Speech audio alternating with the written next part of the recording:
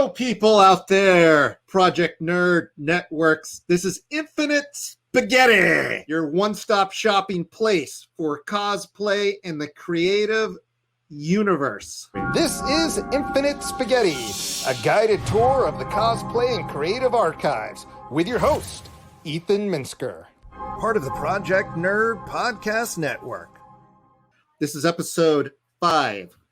On today's show, we will be talking to a filmmaker, musician, artist, Jordin Goff. You might notice on today's episode, we are green screening.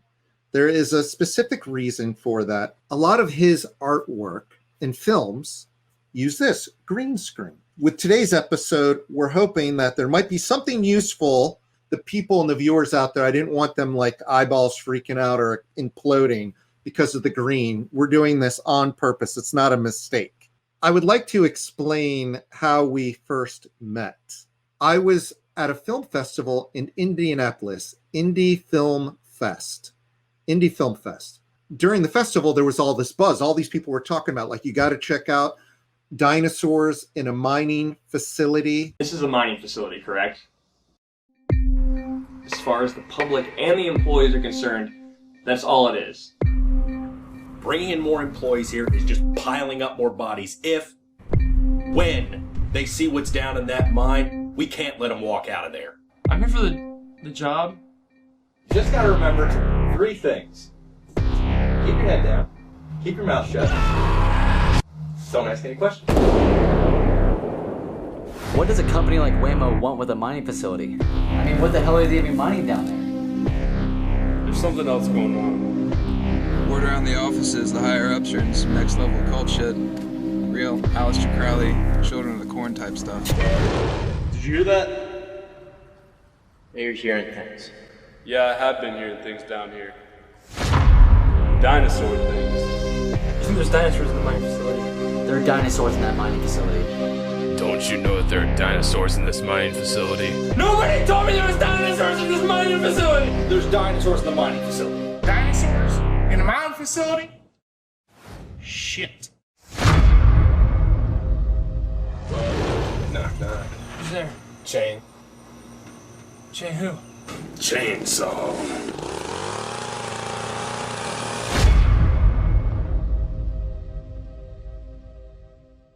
So I didn't know what to expect. I watched the trailer and I'm like, wow, this is such a weird thing. Like, it's very like zero budget filmmaking. And he basically took a lot of free dinosaurs that you can download places. And he'll explain this better. And with green screen stuff, like, made this entire feature film. Now, what's unique about this film, and a lot of people would give him credit for the amazing job he did with blending the green screen and the low budget thing. But what I got to say that is most impressive about this film is that the writing. He is an amazing storyteller. The film has gone on to play a bunch of festivals, won a bunch of awards. The film has done all these amazing things. It's coming back around because he's getting ready to make it come out on a Blu-ray. So we thought we would do this special episode on the filmmaking, how you can make something crafty by just pulling whatever you got, the people together, locations, and making a film. Well, I'm a no-budget filmmaker and a musician and a monster enthusiast and an extra-dimensional entity posing as a drummer. And I'm also a janitor at a library in my real life. You're a janitor in the local library. I do videos now for them because when COVID hit, they had to all of a sudden pivot to video programming because we couldn't do any in-house programming. So then they snuck up and said, hey, I know how to do After Effects and video editing. And eventually I found out that since it's for the library, I could get some more gear and stuff on through the library because other people would be using it too. It's been great because, you know, if we have an episode that deals with sci-fi elements or something like that, I can build stuff through the library during my shift and then use it for the library. So technically it's a library thing, but then I can turn around and save it and keep it for my own projects, which has been a pretty cool loophole. People who are listening to this as an audio file, we also make a video that is put on the Project Nerd channels. It's a YouTube video. So if you want to see some of this craziness, don't be shy. Go on over to the YouTube or go to Project Nerd's main site and you'll see it. Well, the original idea came from my brother and the co-star of the film, Jacob Stevens, years before we shot the movie. Up all night things in middle school, but we just had one of those little flip USB cameras, and they came up with the idea, like the title, the basic idea, dinosaurs in a mining facility. Years later, when I had a pirated copy of After Effects, I said, it'd be kind of fun to just go back and remake that trailer. We shot the first scene. We liked how it turned out, so we're like, oh, let's do another scene. And we kind of still thought it was a trailer for a while, and then after the first 2 or 3, we were like, I think we're making a feature film. I don't think anyone else really thought it was actually going to get finished until it was finished. We just kept going. And then I sat down and wrote an outline, and I did what I do, which is take a really simple and pure, unadulterated idea and then just shoehorn a bunch of aliens and occult elements like mythology into it to keep myself entertained. The entire film took 5 years to make. During all those times where we weren't shooting, I would start editing. So the entire time we were shooting, from like the first 5 minutes, I always had a working cut of the movie where I had everything we had shot up to that point edited in with temporary music and sometimes temporary effects. I thought that was helpful because I could always show people what we had so far instead of just asking them to do something in my garage without them knowing what it is or that it was actually going to be a thing. Basically confirmation that they're not completely wasting their time. Plus it kind of helped with the morale, and it helped from, my work ethic to be able to look at what I was doing and kind of have an idea of how it was going to be. I was like, oh, it's going to be like this, but better, because we're going to keep adding things and tweaking things, which we did for 5 years. Explain to the audience how you got most of the dinosaur stuff. Yeah, if you just YouTube green screen dinosaur, you'll have a ton of results. And a lot of them are these like loop walk cycles, which will just be, various angles of the same dinosaur, running at this 45-degree angle or straight on or from behind.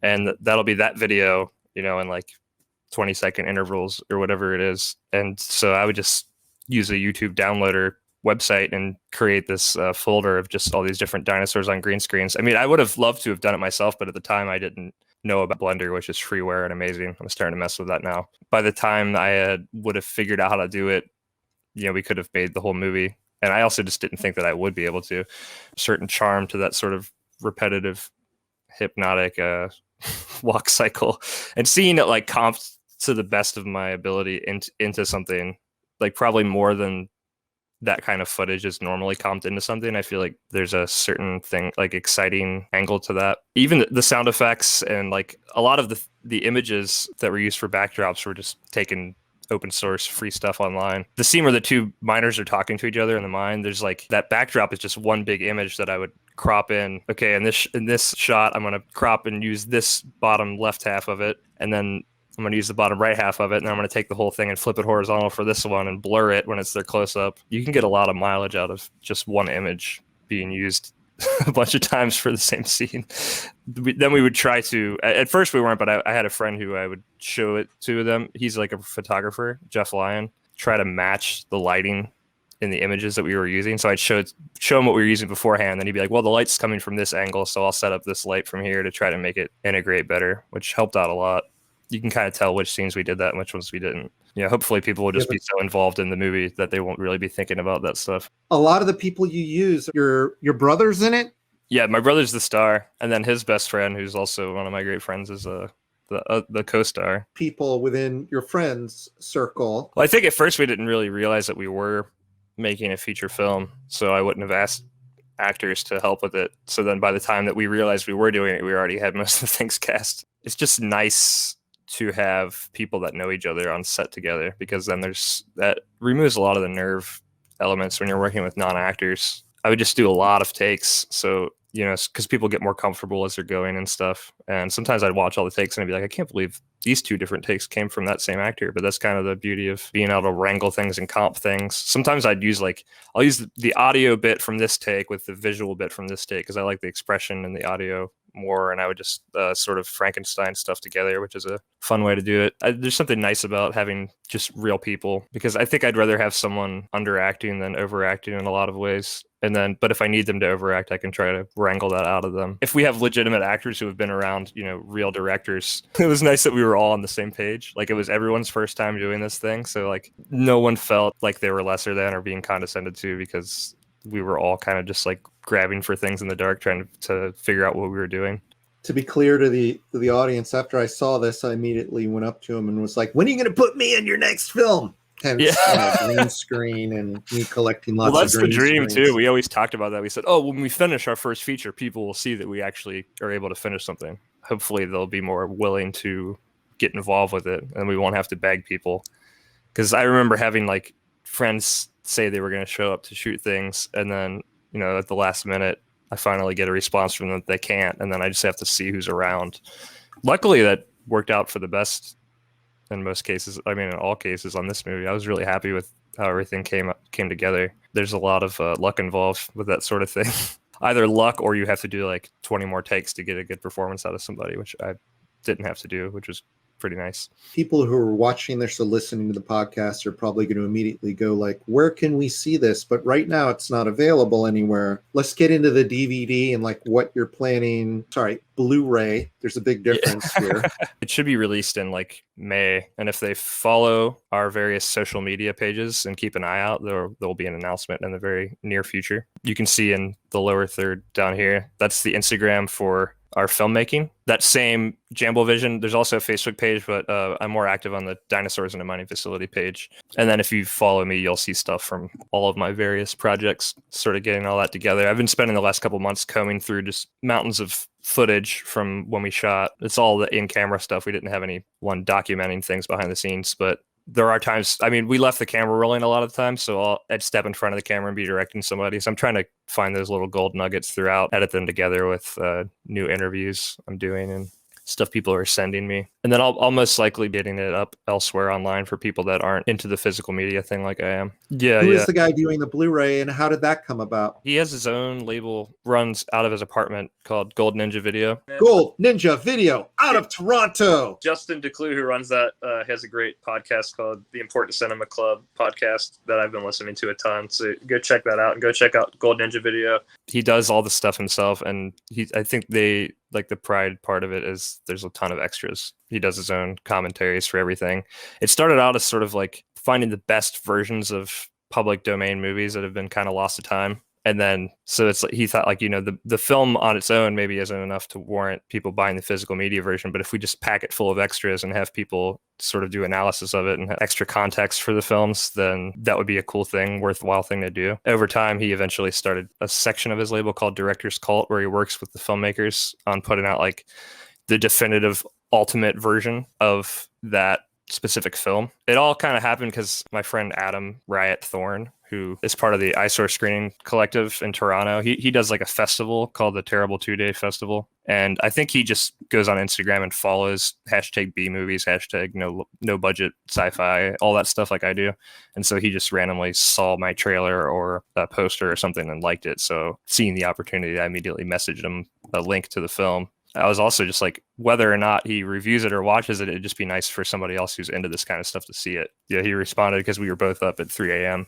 because we're both night owls. So we started exchanging links and he sent me 2 of his films and then we just kept talking. Yeah, he ended up screening it. Yeah, all these great people have their sort of offshoots. Like there's the Eyesore Screening Collective, but then Adam has his Riot at the Movies thing. And then our friend Mike has his They Might Be Movies thing. And since COVID hit, the whole time I've been doing live streams with all these Toronto people where we all just watch B movies and weird oddities and just that's chat the together. Eyesore video people, yeah, right? And that's kept me sane this whole time. That was an extra benefit. Look, the Eyesore people are watching this. I believe you have a couple of my DVDs up there. The This Is Berlin, Anything Boys Can Do, and Dolls of Lisbon. Screen those to people. Like put that stuff out there too. Shout out for me, please. Thank you. There's this whole concept of like all the people that I've interviewed. It's like how you're just making stuff out of scratch, just doing it. And the process of doing it, not only you get something done, but you're building a community while you're working. You're making something that is going to last and that is going to inspire others. I've been drumming since like 3rd grade. So one thing about being a drummer is there's not nearly as many of us as there are guitarists. So every band wants you to be in their band, which has been great for me because I get to stay busy playing in a lot of bands and going on a lot of tours and things like that. My main project as far as music is a band called the Yugos that my brother and I started with our friend Jackson Deal, who's also in the movie. I think like over 10 years ago now. We had our 10-year anniversary, was our New Year's show pre-COVID. So yeah, we got to be going on like almost a dozen years at this point. I was working on recording an album before COVID hit. Me and the engineer for that, waiting it out. I recorded a song. Actually, the guy who plays Old One Arm in the film.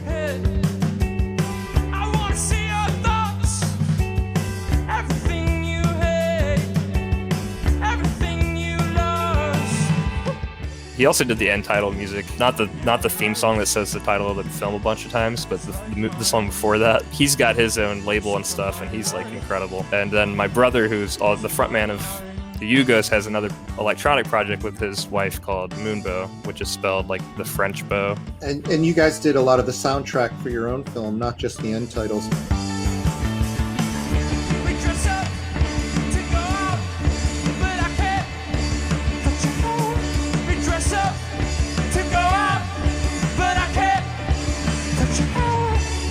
Jackson Deal, who's in the Yugos with me, and did most of the music for that. And then I had a couple friends send me little bits and bobs. I'd be like, hey, can you send me a 5-minute just dark guitar drone that's kind of scary? I would kind of like, okay, my friend does something sort of like what I'm going for, so I'd send them like a short description of what I wanted, and then they would record something and send it. I think the vast majority of it is Jackson and I. I did a lot of sort of just like drony sound design stuff for the more suspenseful parts. Anything that's like super musical is Jackson. He's the music theory guy in our band. Like he went to CCM for music composition, I think, and he's the guy who's always telling us what we're doing wrong in the band. So like, you need to be playing this note that doesn't go with that, and yeah, he's the one who knows what he's doing. We've all got the creativity to just do it anyway, which is fun.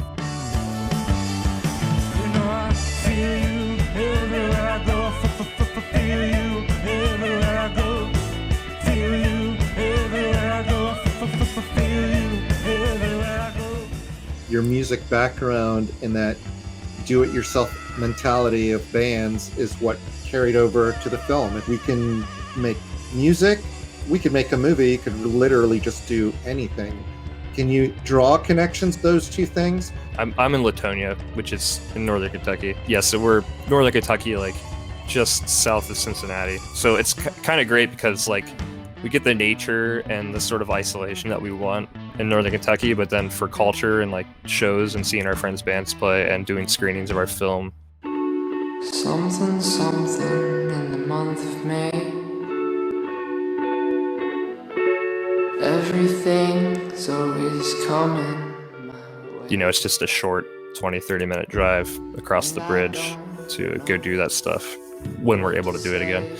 Been really lucky to have sort of a best of both worlds life, which has been great because I see a lot of films that are like, they use the resources and the actors and stuff that they have having a community in the city, but they don't have a lot of the locations that we have. The scene where they first go through the portal, we're sort of on that desert world, like that was a construction site. The reason it looks like that is because people have been, you know, bulldozing and stuff, getting ready to build something right next to my old high school. So I saw that one day, drove past it, and I was like, that looks like a desert spacescape. We need to go throw on our painter suits and motorcycle helmets and go film as much as we can there before people notice we're there. And we got all that stuff.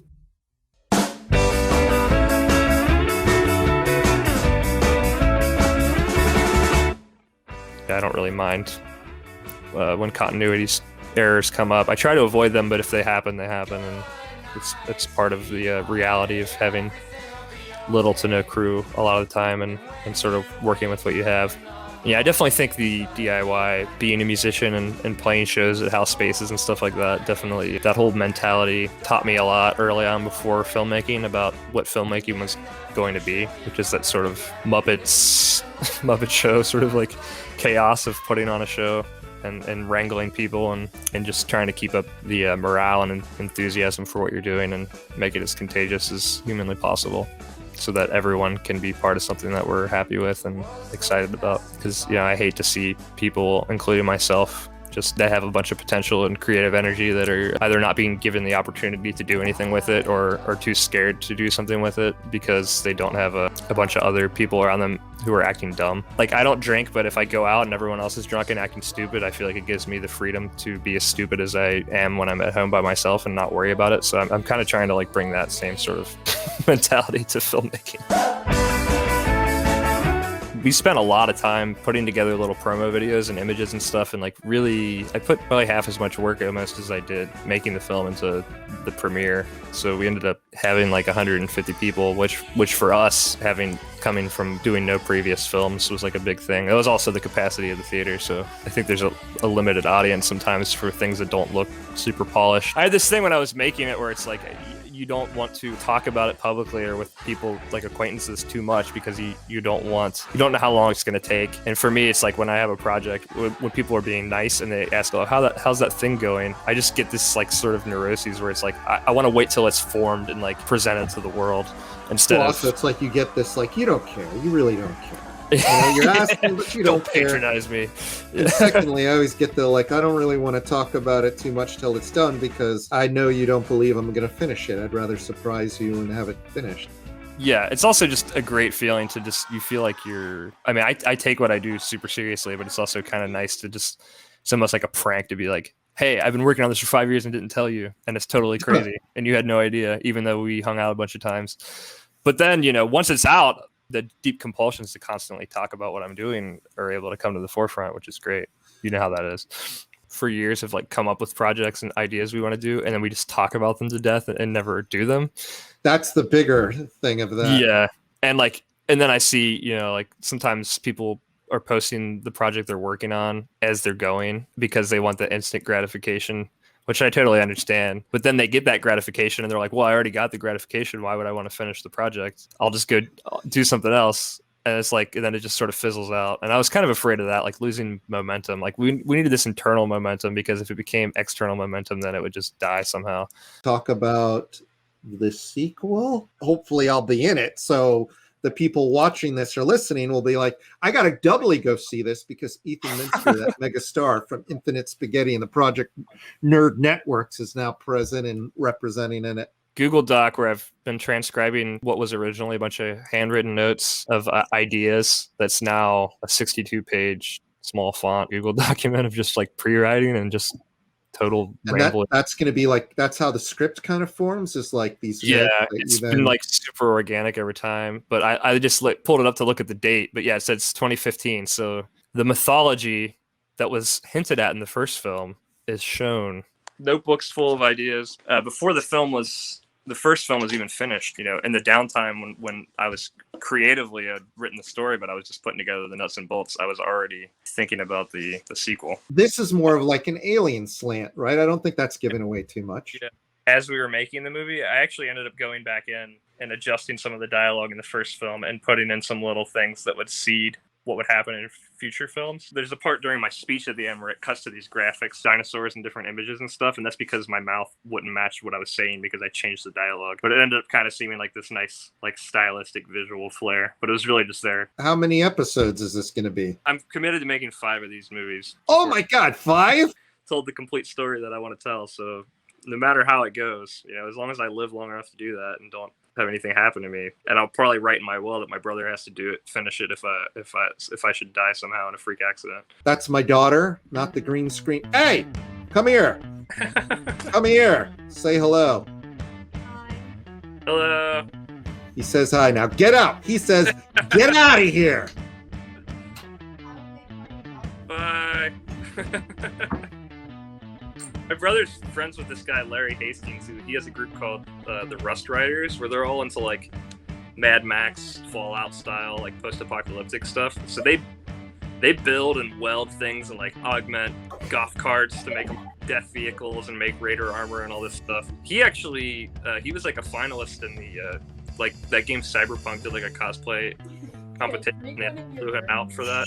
Yeah, we've been talking to him. My brother was like asking him like, hey, would you ever be interested in doing a sci-fi movie? And he was like super into the idea. So hopefully that pans out since we're going to space a lot more in the next one. Sorry, Facebook page. Like kit bashing stuff lately. Since I'm a janitor, a lot of these YouTube tutorials on making DIY sci-fi props and costumes are like, oh, you just use a bunch of yogurt lids and broken electronics and stuff like that, and then if you just hot glue them all to the same surface and paint it all the same color, then you get this immediate early ILM like Death Star look to stuff. So yeah, much to the detriment of my home, I've just been filling my basement up with like used bottle caps and old TVs and VCRs that I've been unscrewing and taking the guts out of. I made this big out of plywood. But so for the people who are watching, Whammo is the company, the evil corporation that is the initiating force of why there are dinosaurs in a mining facility. Yeah, let's go up close to that. You can kind of tell what things are if you look. If it were in a shot in the background, it would just sort of all become this sort of textural backdrop for everything. These capacitors make for a nice texture. And then if you were to like dry brush over top of that, it would probably look better. There's two of these. First, I set it against the wall without reinforcing it, and the other one started in the bow, and stuff started falling off of it. So there's some repairs that need to be done, but I've just been kind of experimenting with that stuff. There's just a lot of stuff that I literally took out of the trash. You can see that. And that's going to be like a spaceship? In the back are just like pill bottles. Ideally, I'll come up with a design that looks less like a train. It is kind of nice to take mundane Earth things and take elements from those and put them into weird psychedelic space fantasy stuff. You have a question from the audience. Would you ever consider having professional actors in the sequel? But yeah, I'm definitely not opposed to having like, you know, legitimate actors around working on stuff. There's something about an actor overacting versus a non-actor underacting. The non-actor underacting just worked better for what I was trying to do this first time around. I was talking to another friend of mine who's a director and telling him like that sort of concern and telling him that it would be hard for me to direct somebody and tell them they're doing too much. And he said, well, you know, if you just use a number system and say, you're at a 10, I need you to be at like a 5. He's like, that's usually pretty easy for people to understand. You're at a 5. Yeah. I need you at a 10. You're at a 4 right here. Bring it up to a 6. But yeah, I mean, I'm going to start doing that with my daughter. Yeah. You're at a 3. You need to bring it down to a 0. The big monologue, I was like, well, I'm going to have to be the one to do that because I can't, in good conscience, ask a bunch of people that aren't actors to memorize this stuff. I'm not an actor, but I can ask myself to memorize it and go through that rolling process. Perfectly memorized, and then when we showed up on set and there's people standing around, and when I say on set, I mean in a field outside of someone else's house and with my brother and my friends there. But I had to ask them like, hey, can you guys just like walk away? Because if you're looking at me, I'm gonna keep messing this up. I had to do a ton of takes and comp stuff together. When I'm still outlining it, but I'm tweaking it all the time. But I'm writing it with no regard for what the budget's gonna be, and just being like, we'll figure it out. I don't know. I feel like if we're all really into what we're doing, the honesty is going to shine through, and hopefully that will overshadow any shortcomings that we have. If I'm going to make a movie and it's going to take 5 years, I have to live in it for 5 years, and I have to really believe in it and be obsessed with it and every single little cut and all the minutia of it. And it's just like important to me that believe in what I'm doing, not compromising the honesty of it. Thanks for watching, and keep an eye out on all of our social media on Facebook and Instagram mostly for future updates on the Blu-ray. If you have any questions or comments or anything, or you just want to talk about movies or really anything, I'm around. Do not hesitate. I know like when I want to talk to somebody online, I usually just don't do it because I'm like freaked out. Like, well, I don't know if I have anything valid to say. I don't know if I want to strike up a conversation. Well, go ahead, because I love talking to everyone. And again, people, like, if you like this, you want to be on the show or any of that stuff, find me on Instagram. I'll ignore you on Facebook. Find me on Instagram. Add me on Instagram. We'll be friends on Instagram. Add Jordin. Talk to Jordin. This is a whole thing going on. Thank you for watching Infinite Spaghetti. If you like the show, please share, comment, subscribe, rate, review. Shows like this only exist with the constant support of its viewing audience. For great cosplay content and amazing podcast, head over to projectnerd.com. That's project-nerd.com.